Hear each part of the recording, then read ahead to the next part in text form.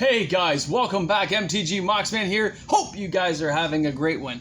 Alright, let's see what's up here. We got new subscribers, new people, got my water. You can expect the yawn. Tony Stark's still locked up in the back. I have no intention of letting him out. Little Army of Darkness stuff in the corner. Toys all around me. Magic cards literally to the ceiling everywhere in this room. Welcome back. MTG Moxman is here. Where's my nachos and cheese? Alright guys, I put a video up today that showed kind of how one of my decks was playing out. Now, for those who don't know how I do this, if you see on my start of the game where it says trial deck, and if it's like 1, it means it's doing pretty good. If I'm on trial deck 4 or higher, then the combinations I'm trying are not working well. To keep a deck in my format, it must win 7 out of 10 games in its initial run. That means whatever it is, the combinations of how the cards work fairly well when I play Arena or when I play a real match against people. Remember guys, I will never buy cards in Arena. I will not spend my money there. It was funny, one of the other viewers was commenting they wouldn't invest in it. I wouldn't invest in it either. They have no value. But I really do use it for playtesting, which lets me know which card combinations will work when I go and buy cards. Because I don't always open enough cards to get all the cards I need, so I have to go and purchase cards locally at my stores. Sorry, I had some like Sour Patch things that my kid gave me. I'm old. Sour doesn't go down very well anymore. So remember that when you're looking for when I do stuff, if you see it says trial deck whatever number, if it's trial deck 1 and you see it 3 or 4 times in videos, that's a good sign. You see trial 6 and it's winning, trial 5 and it's winning, then I'm still actually testing it. Even if it wins 3 in a row, it's still being tested. Because whenever certain decks I play against, I want a percentage chance to win against any deck I face off against. And there were some decks today, namely there was one with Obnixilis with that Veto guy. Now that'll be around for a while. So what happens is when all these things were dying and drawing cards, and the guy used that, what's that card with the mouth inside the mouth inside the mouth? You draw half your deck. So you're drawing half your deck, and then Obnixilis is doing half your deck in damage to you. It was just insane. So keep that in mind. It's really crazy to see that kind of play out. It is temporary. I understand that a lot of these cards will rotate out as the new sets come in, but keep it in mind. So now that I've discussed how I do things on Arena, and if you're still hanging out there, please remember to subscribe to my channel. Love to have new people. Love to have more comments. We're actually, I don't know, it's been going awesome. I love seeing some of the comments I get. For those of you who leave comments, thank you. For those of you who haven't left comments, leave some comments. It's okay. I like to answer as much as I can. Give my thoughts, even if it's just a 1 or 2 word answer, right? And for those of you who have your own channels out there, I was watching some stuff this week. It's pretty good stuff, man. It's nice. Like, kind of gives that feeling to, you know, chill out a little bit.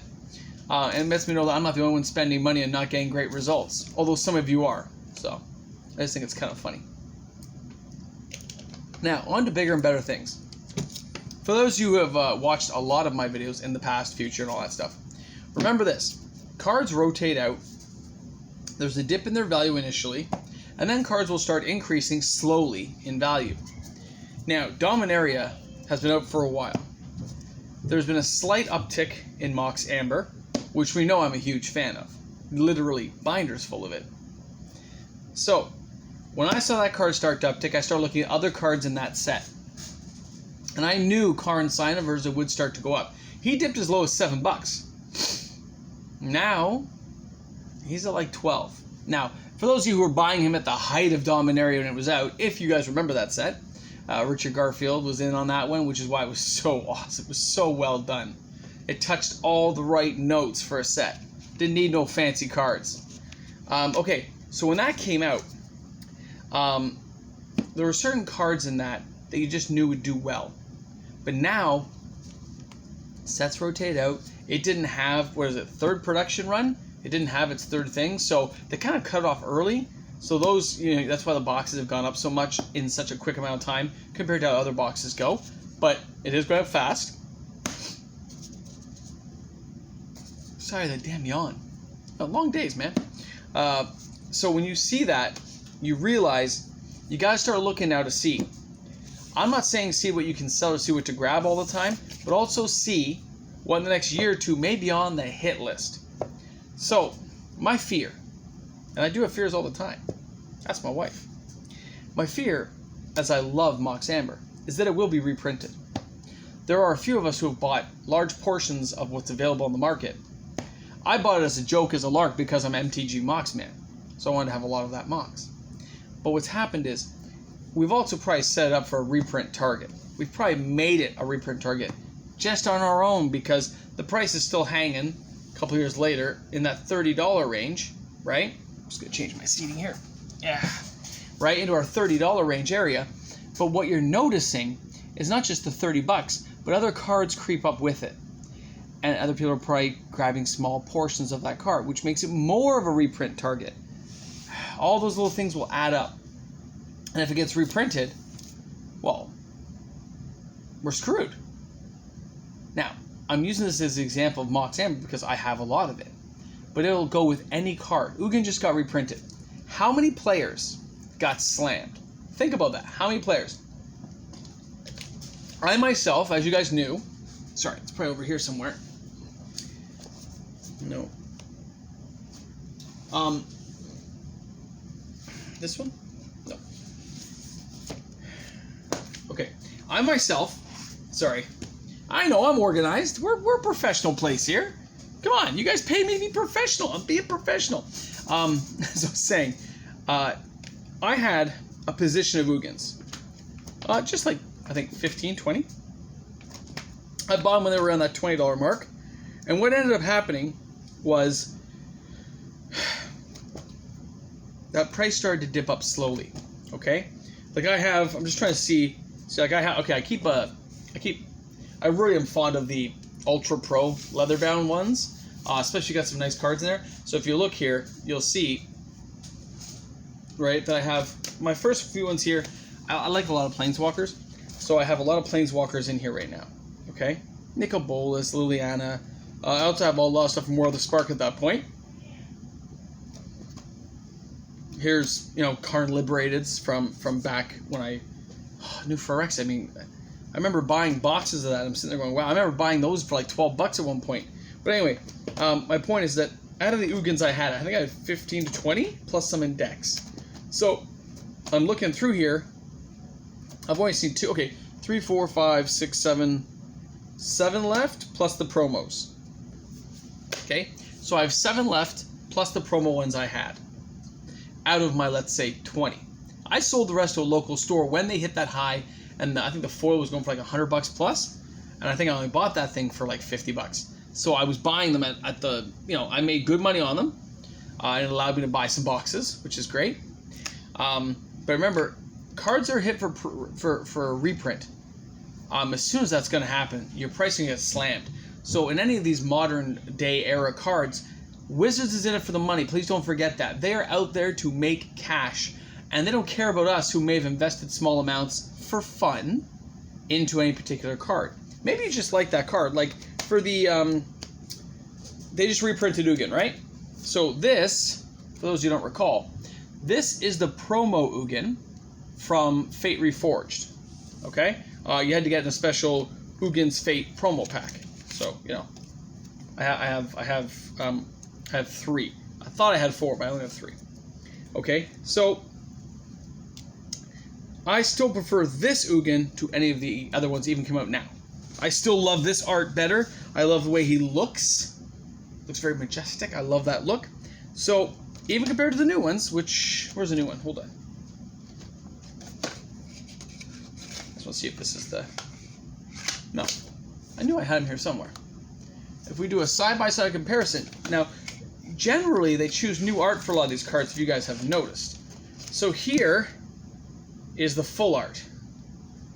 Here is the promo, side-by-side. And I really do prefer the promo, okay? The full art's gorgeous, don't get me wrong. I love it. I love the fact it's not in foil. I prefer it not in foil. But in my head, I'm telling you, when I look at that, as cool as it is, I still think this one will hold value. I think this one will still crash down for another 2 years. It's going to dip down to 25 bucks, guys. Mark my words. If not a little bit lower. Canadian. So that's like what? 20 bucks American?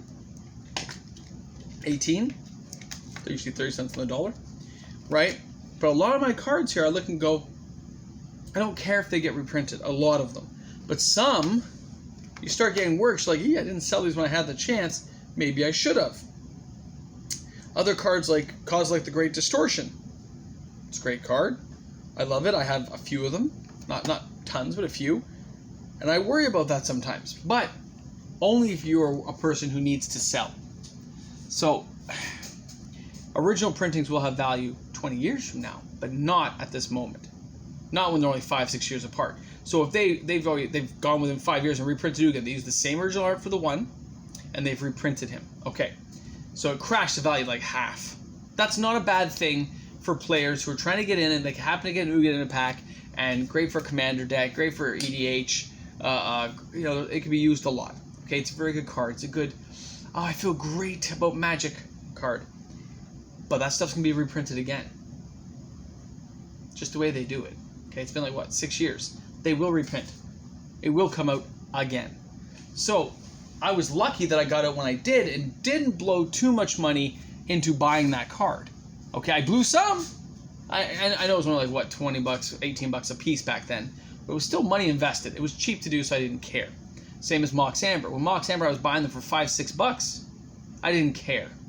My cost basis is very low. So even if Mox Amber crashed and went down to like 0, I really wouldn't care. I'll just buy more, so I can say I have more. I'm okay with that. But for a lot of you guys out there who maybe don't have that kind of timetable with cards, don't invest heavy wads money into anything that could be reprinted anytime soon. Always keep it for a little bit when it's going, you know, try to get it on the low. As it goes high, sell it off, get your trade-in value, or get some money and some trade-in value and get yourselves ahead.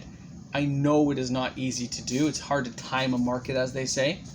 I've gotten pretty lucky. I always tell you, people who listen to my videos, listen to the gut. The gut tells me a lot. If I feel it's unsafe, I ditch things. I always keep what I want, though. That's the difference. If I want to have a couple play sets, I always keep a couple of play sets. Because I want my play sets. So if I use them for different decks. And I hate rotating out cards from a deck to a deck. I like to just keep it.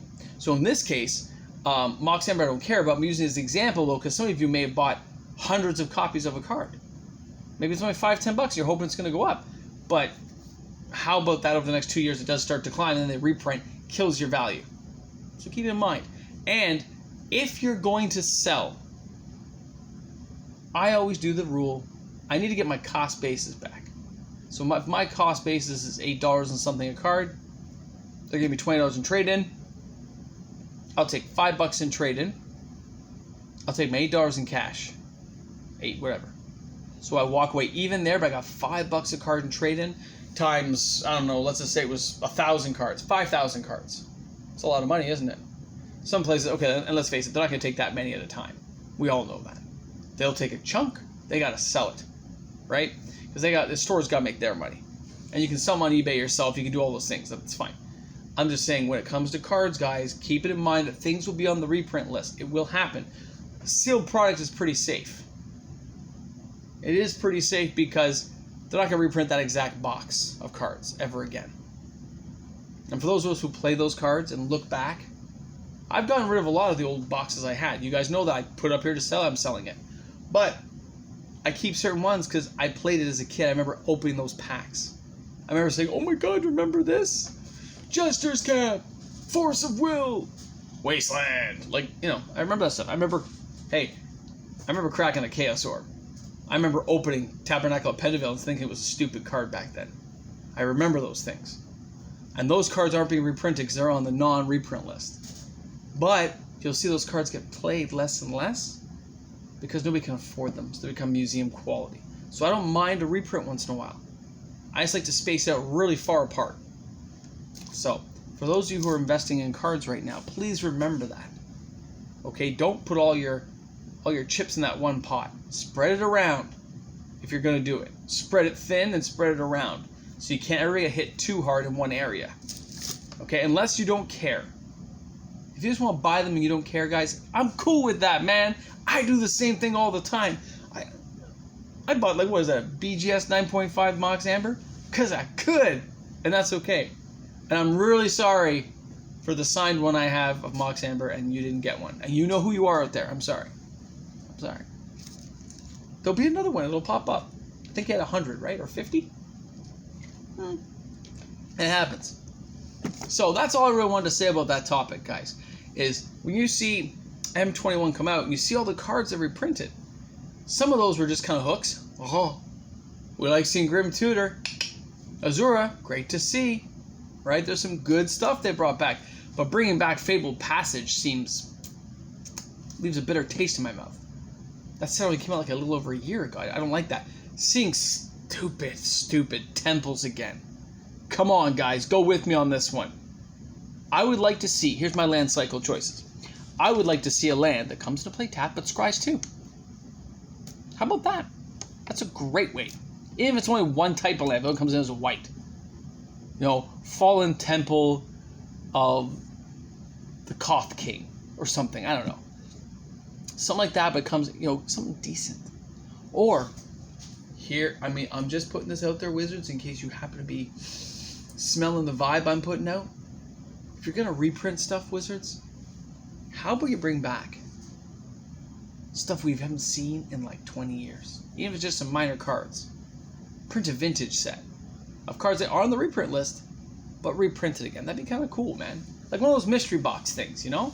Make it a standalone. Or why don't they do Vintage Masters, where they bring back cards from Vintage? Just saying, cards that can be reprinted, but they choose not to. Just saying, they have different formats. If Wizards wants to get going, man, they gotta share that wealth and bring back. They have Modern Masters, so let's do Pauper Masters. You know what I mean? Like, let's pop some of these things out and see how it flies, Wizards. Come on, man. All right. Sorry, itchy ear. All right, guys, that's all I got for you tonight. Thank you so much for tuning in. This is MTG Mox, man. I hope you enjoyed the video, and thanks a lot for tuning. You guys rock out there, man. And I will see you all tomorrow for another exciting episode of me yawning, Tony Stark locked up, everything done. Oh, and of course, the Army of Darkness quote for today. You ready for this? Are you sure? Klaatu Verata. Who said that? There you go. Put that in the comments section because you know it's true. All right, guys, have a great one. See you tomorrow. Bye.